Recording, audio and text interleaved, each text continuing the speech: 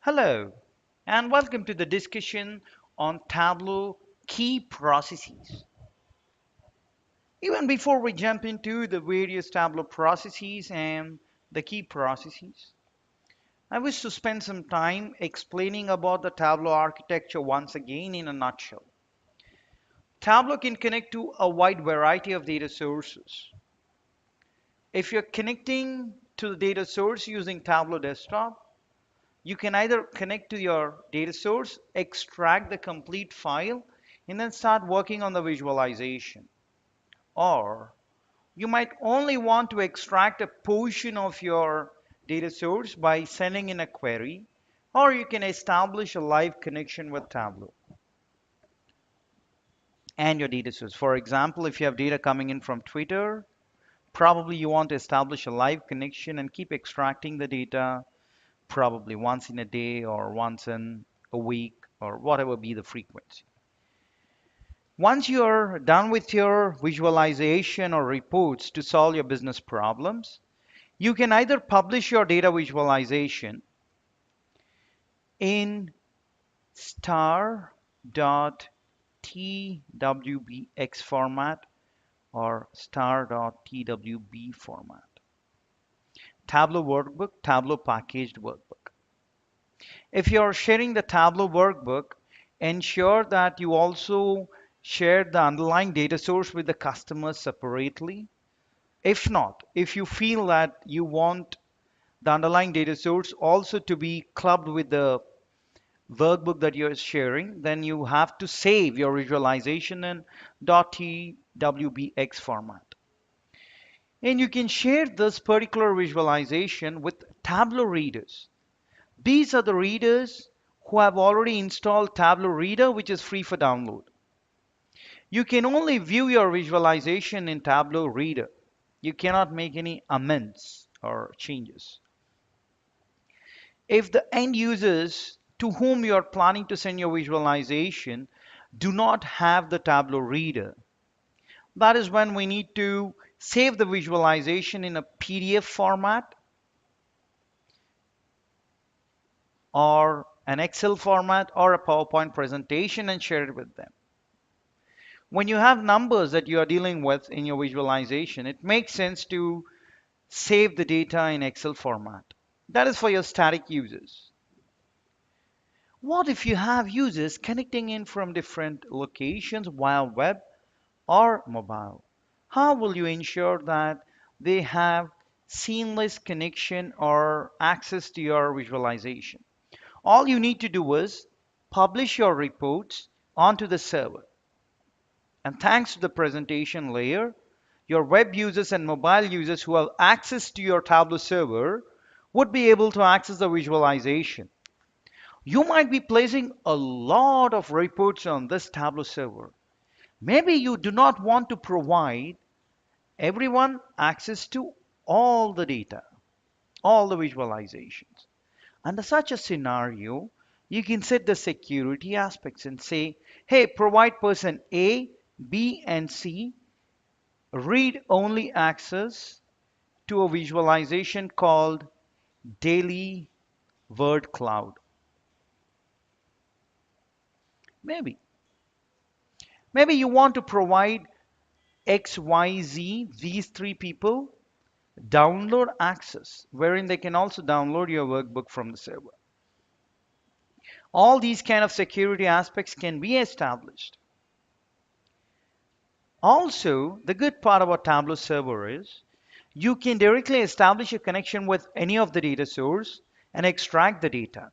The moment you extract the data, it is stored in cache. We'll discuss about cache when we discuss about the configuration. Repository is a collection of all your visualizations. You can also establish a live connection or try to query only the results of your choice. All this is thanks to your Tableau server features.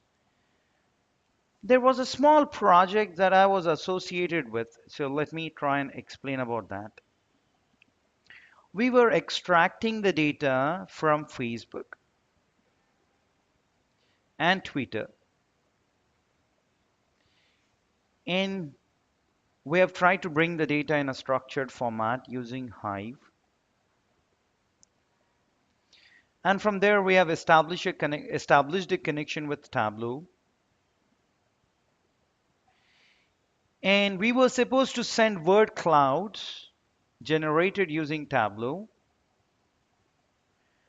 once in every 24 hours to our respective stakeholders. We need not do this every day. We need not connect to Facebook, Twitter, extract the tweets and Facebook comments and structure the data and provide it as an input to Tableau, then generate word cloud. You need not do this process on a daily basis. Once you establish this connectivity between the various sources, your job is done. All you need to do is you need to mention here that whenever the underlying data source refreshes, word cloud has to be refreshed. And you can set a condition saying that the data which is getting extracted from Facebook and Twitter should be refreshed in Tableau once in 24 hours. If you set such a condition, you need not be concerned about sending the reports on a daily basis. And people who have subscribed for this word cloud, people who have access to this word cloud, would receive an email the moment there is a change triggered to this word cloud. In these visualizations or reports to which end users have access is called a subscription.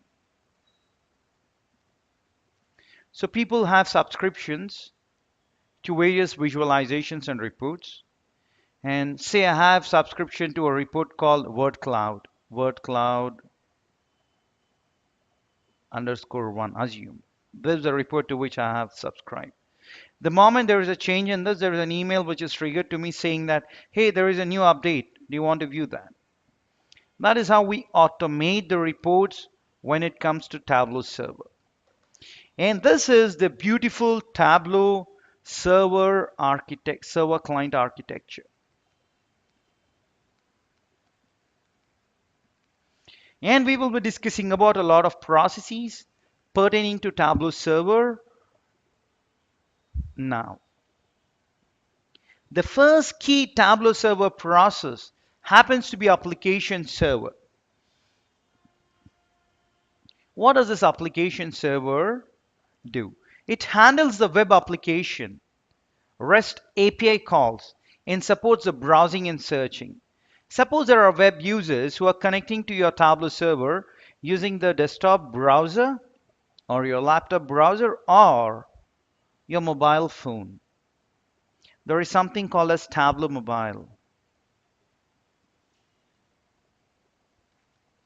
You can download Tableau Mobile for free on applications including your iPad, iPhone, and Android run tablets. Okay, now the moment I see that a few of the end users who access the visualization using their mobile devices are unable to access, then I need to get into the processes and check whether visportal.exe process is running or not. If a process is not running, we have to start that. And if you feel that the process is running still, there is something going wrong, you can restart this process as part of your troubleshooting step. And the best part about this visportal.exe process is that it only consumes noticeable resources during infrequent operations. Like when you're publishing a workbook with an extract, or if you're trying to generate a static image for a view, that is when this process is triggered. Its load can be created by browser-based interactions. So if someone is trying to interact using a browser, this process ticks off. The next process that we are going to discuss here is about backgrounder.exe. It executes server tasks, including your extract refreshes, subscriptions, run now tasks, and tasks initiated with tab command. So this is a single threaded process where multiple processes can be run on any or all machines in the cluster. This backgrounder normally doesn't consume much of process memory, but it can consume your CPU. It can consume your input output operations network. It can consume your network resources based on the nature of the workload presented. Suppose you're trying to extract data from a data source. Say you're extracting data from Oracle. When the large extracts refresh, say you want to, for say you have extracted data from Jan until Feb 2016.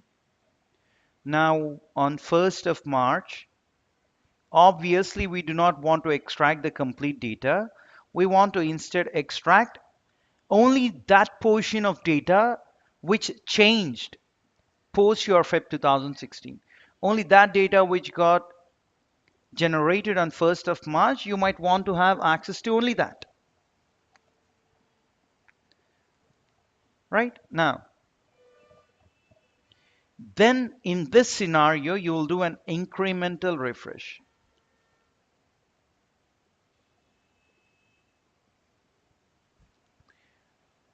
Whenever we are extracting data, and assume that you're performing large extract refreshes, that can use network bandwidth to retrieve data. It's going to choke your network bandwidth. CPU resources can be consumed by data retrieval or complex tasks such as this, which are being performed. Suppose customers are seeing the same word cloud or same report again and again over a period of days. That is an indication that data might not be getting refreshed behind the scenes. And that is when we need to look at whether background or process is running or not. If it is not running, we need to start, or you need to restart if it is already there and still the updates are not happening. Next process that we're going to discuss now is called as cache server, redas-server.exe. This is a query cache. A query cache distributed, DIS distributed, and shared across the server cluster. Now, what is a cluster? This takes us to another important discussion around cluster. Say I have only one server for my entire organization, and say I have 100,000 employees working in my organization, and everyone accesses Tableau server for one or the other report.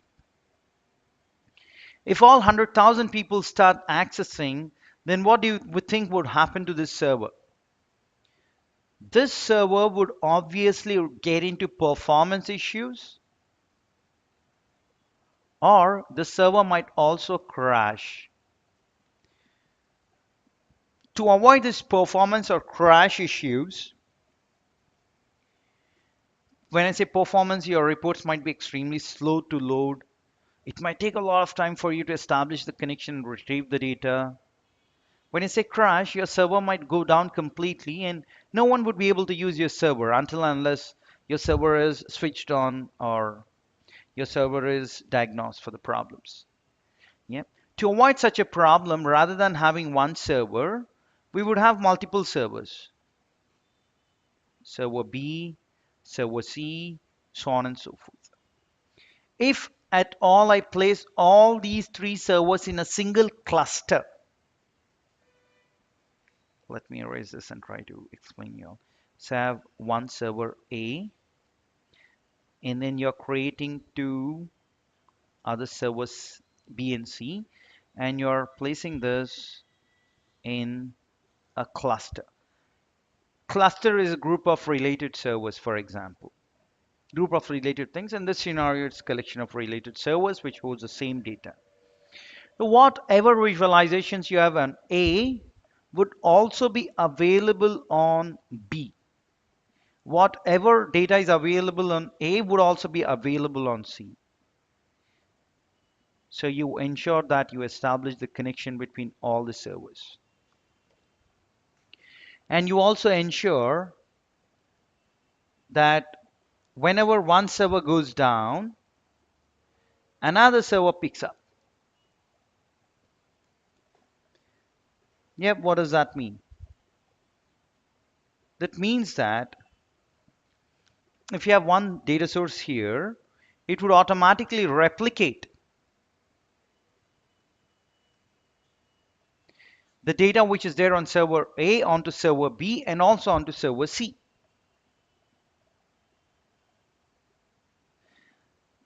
And this is done using a process called file store, which I'm going to explain later on. That's one part. Second, if server A crashes, your cluster controller would get that information because its responsibility, cluster controller.exe, responsibility of this process is to monitor various components. It is supposed to detect the failures and executing failover when needed. For example, if server A has crashed, users who were trying to access A would automatically switch over to server B and or server C. And all the data which was there on A would always be available on B and C. So end users would not see any difficulty, or they would not see any discrepancy in the data or the visualization that they would have otherwise viewed on server A. Second thing, that's your failover aspect. If a specific server fails, automatically the users are failed over to other servers. There is another concept of load balancing. What do you mean by load balancing? If server A is being accessed by, say, 10,000 users, and the performance has degraded a little, assume. You can set those parameters, right? And on if a specific report is taking more than n number of minutes, or if the number of users accessing a server exceeds a specific count, that is when you'll ensure that the server or the users who were trying to access this automatically fail over to the other servers. And that's the concept of load balancing. Your server need not be completely down in order to fail over the users to other servers.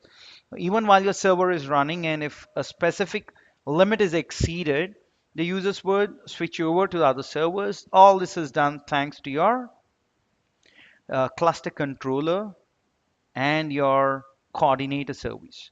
Coordinator service, which is a zookeeper, does this. In distributed installations, it is responsible for ensuring there is a quorum for making decisions during failover. During server A failover, should I fall back on server B or server C? Which server is relatively fairly available? Yeah, that is what you look at. And even before I come to the query caching, since we are discussing about cluster controller and coordinator service, let us discuss this also. This cluster controller is included in the base install on every node. This is one node, this is another node, this is another node. So it's available on those nodes. All right. On the base installs, what does that mean? On this server, you can have one instance of server or you can have multiple instances of the server running. The one instance of server is called as primary server. On this primary server, you would have a cluster controller and coordinator service running. That is what I mean by every node. If you have only one server instance, then there would be one cluster controller and coordinator service running. If you have multiple instances installed on one server, still you will have only one service of cluster controller and coordinator service. However, that would be on your primary or base installation. All right. So I'm assuming that you have now slightly better understanding on what clustering means. And clustering is used in almost all the organizations to support your business continuity plan.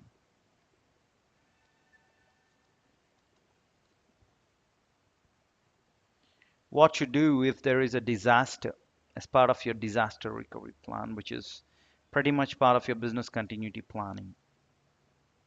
Also, you should not be having two servers in the same data center in same location. The reason being, if you have two or three servers in cluster and assume that all three are stationed or positioned in one data center, right? What if this data center catches fire? All these three servers are gone, hence it is not supporting the business continuity planning. If I place all these three servers in the same location or same city, the problem is that if there is an earthquake in that city, all the three servers are gone. Hence, ideally, when it comes to business continuity planning, you tend to place servers in different locations which are secure, prone from your natural calamities, so on and so forth. All right, now the cache server. This cache, a query cache, is distributed and shared across the server cluster if you have multiple servers. This in-memory cache speeds user experience across many scenarios. There is one concept which we're going to discuss, which is SQL Server, very soon. We already discussed about backgrounder and your data server. SQL Server, backgrounder, and data server make cache requests to the cache server on behalf of the users. This cache is again single threaded. So if you need better performance, you should run additional instances of cache server just in case you require. But we should not be jumping in to make changes without any rationale. All right.